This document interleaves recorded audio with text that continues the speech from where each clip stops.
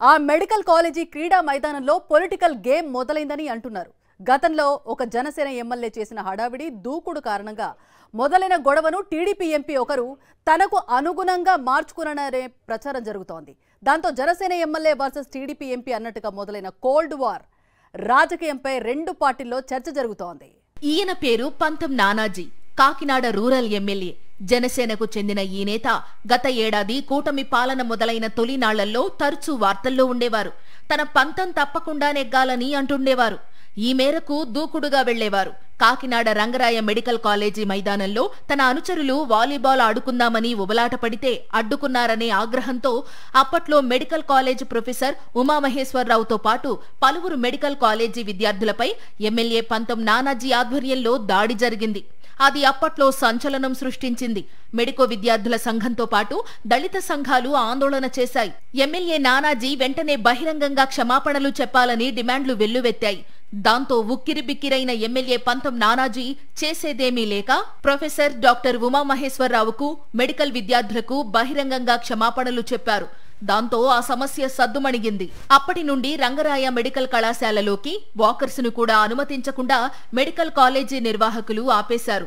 MLA Nanaji అహంకారపూరిత వైఖరి కారణంగానే మైదానంలో వాకింగ్ చేసే సౌకర్యం లేకుండా పోయిందని కాకినాడకు చెందిన ప్రజలు భావించారు.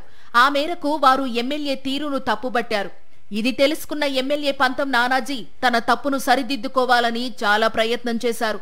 వాకర్స్ ను రంగరాయ మెడికల్ కాలేజీ మైదానంలోకి తిరిగి అనుమతించాలని ఆయన చాలా ప్రయత్నాలు చేశారు. కానీ అవి ఏవీ సఫలం కాలేదు. మెడికల్ కాలేజీ గ్రౌండ్లోకి బయటి వాళ్లను అనుమతించేది లేదని యాజమాన్యం తేల్చి చెప్పింది. ఇది తెలుసుకున్న టీడీపీ రాజ్యసభ సభ్యుడు సానా సతీష్ రంగంలోకి దిగారు. ఈ అంశాన్ని ఆయన రాజకీయంగా తనకు అనుకూలంగా మార్చుకోవాలనుకున్నారని సమాచారం. వాకర్స్ ను మైదానంలోకి అనుమతించాలని పదే పదే రంగరాయ మెడికల్ కాలేజీ నిర్వాహకులను, మెడికోలను అడిగారు. అయినా సరే వారు ససేమిరా అన్నారు. దీంతో ఈ సమస్యను వైద్య ఆరోగ్య శాఖ మంత్రి సత్యకుమార్ దృష్టికి తీసుకెళ్లి ఆర్ఎంసీ అధికారులపై తీవ్రస్థాయిలో ఒత్తిడి చేయించారట టీడీపీ నేత రాజ్యసభ సభ్యుడు సానా సతీష్. ఏకంగా వైద్య ఆరోగ్య శాఖ మంత్రి గట్టిగా అడుగుతుండటంతో రంగరాయ మెడికల్ కాలేజీ నిర్వాహకులు మెత్తబడ్డారు. ఇక చేసేదేమీ లేక వాకర్స్ ను ఆర్ఎంసీ మైదానంలోకి అనుమతించేందుకు అంగీకరించారు. ఆర్ఎంసీ అధికారులకు, మెడికో స్టూడెంట్లకు ఎంతమాత్రం ఇష్టం లేకపోయినప్పటికీ కూటమి పెద్దల ఒత్తిడికి తలొగ్గారని సమాచారం. ఈ నేపథ్యంలో ఆర్ఎంసీ మైదానంలోకి వాకర్స్ ను అనుమతిస్తున్న సందర్భాన్ని పురస్కరించుకుని రాజ్యసభ సభ్యుడు సానా సతీష్ ఓ కార్యక్రమాన్ని నిర్వహించారు.